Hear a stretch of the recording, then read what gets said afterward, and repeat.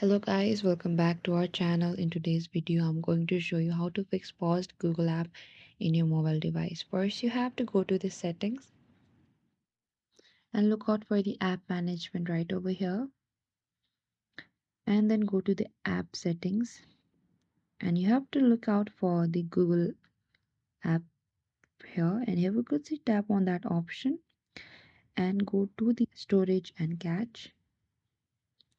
And on the bottom you will see we have two options, clear storage and clear cache. You can clear the cache, or if you also can clear the storage, and you what you have to do is you have to log into your Google account. So after that, if the problem still persists, then you have to check up your Wi-Fi connection as well, and you can also restart your mobile device and look back again for the Google. And this is how you can fix the Google.